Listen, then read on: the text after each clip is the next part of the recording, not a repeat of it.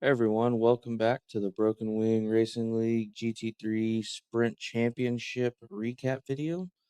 Uh, we just wrapped up last night round 7 of the season 15 at Magny-Cours, and it was an interesting one. Let's get into it. We'll start with the pros.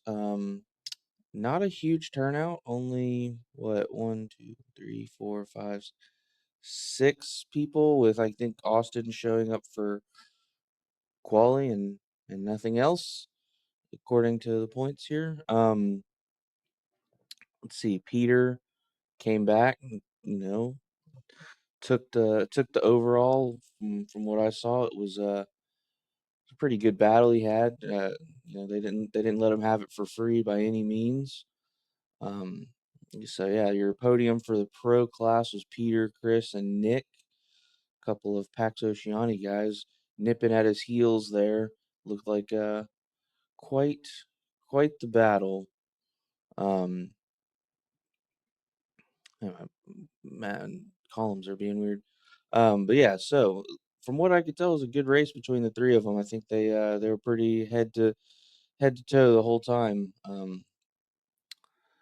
see, rounding out the top five, Gage, newest member to the pro team here, the pro scene, came out, had himself a pretty stellar first round here, and Mark. Let's jump over to the pro-ams. I know Stevens Poe Max here, I believe, was uh, right there with those top guys, top three or so, which is just pretty absurd. He's got insane pace when he's on his game. Um, but yeah, so let's see. We had Steven, Alex, and Dylan. I know Dylan and I believe it was Chris Chitterling had quite a battle going for a while there until Chris made a mistake, and then kind of compounded that with Marshall here at the first roller coaster chicane that got him a black flag and kind of put him out of position. But yeah, from what I could tell, it was quite the battle. We had Steven, Alex, and Dylan are your podium there. Let's take a look at overall who's in the lead for the overall season. Marshall still has a lead. That was a big win for Max here. I know his name is Stevens here. That's his iRacing name. He goes by Max. Um, he uh, he jumped out out of nowhere to actually get into this overall battle. And Chris still chugging along. Had that first half ripped from him. We'll see how he does with the overall here. I guess we could also look at just the second half. Go gross points half two. So yeah. So obviously, half two is going to be the same as your podium at the moment. We only have one race. Once we get more races, I'll pull up I'll start making those graphs again for your top five. Let's jump to the AMs.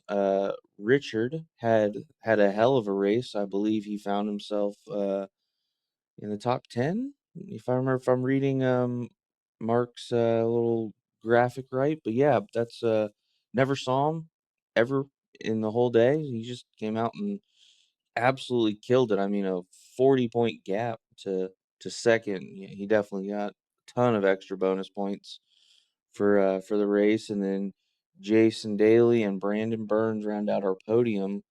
Again, like never really saw any of these guys. That was a tough race. I mean, we didn't have a huge turnout. I think there's only like 31 cars. Um, but to see some of the AMs really coming out and putting some good work in, that's great. Your overall points leader, I believe, still Brandon. Let's go Z to A. Yeah, Brandon, Adam, and me, just because we've really been there the whole time. Look at Richard's first half is not great. He missed a couple of races from what that would say. But yeah, I think we're gonna have quite a battle. I think there's a lot of it's all gonna depend on the track. I think there's a lot of guys who can win races. But yeah, so we had Richard, Jason, Brandon. Brandon keeps a podium. keeps his points lead alive. Eric kind of doing what Eric does, just always there near the front of the AM class. And then Michael rounding out your top five, great race for him. I think him and Tyler had a killer battle. I was like 3 seconds behind, just watching them go toe to toe for pretty much the entire first stint, and then yeah, after the first stint, I had nothing. I don't know. I just completely fell off and didn't see them until Tyler had a spin that put him kind of back in my wheelhouse. Let's take a look at the rookies. So for the rookies, we have a kind of a whole new class because we had a bunch of people get promoted out of the rookie class, which is great. Roman, I think he wasn't too far ahead of me. I think he was in that Michael and Tyler battle. He takes the rookie win. Great job for him. Jordan Hunt, um, I believe he's in a blue Corvette. I think I saw him early on in the race, and then I didn't see him for a while, and then I think I came out right around him when I was came out of my pit stop, and he had a spin, and I didn't see him again. I think the rookies had a rough race because I think he had a pretty good spin. I know Aiden, I believe, had an off, and he might have just left after that. Um, yeah, I remember seeing in the incident review hit him having a pretty good off. And then Marcelo, he I mean, I think he qualified all right. He was right around me actually in qualifying. I think I got him in like one of the first 180s on like kind of, just the Constantina effect. There was a gap opened up past him, and then I think he just wasn't ready for the next Constantina, and he kind of blew me up, if we're being honest. But he blew me up and then straightened me out and let me back by. Very gentlemanlike of him. And then he did just disappeared because he didn't get actual race points. He just got qualifying points, which is a bit strange. We'll jump over to the teams. It looks like Thunder Thighs are still leading the overall by a decent margin. Not decent, actually. That's 30, 40 points. That's very close, very close. If we take a look, our team, Cars Racing, actually, me and Michael had the most points for this race. So, technically we would have won.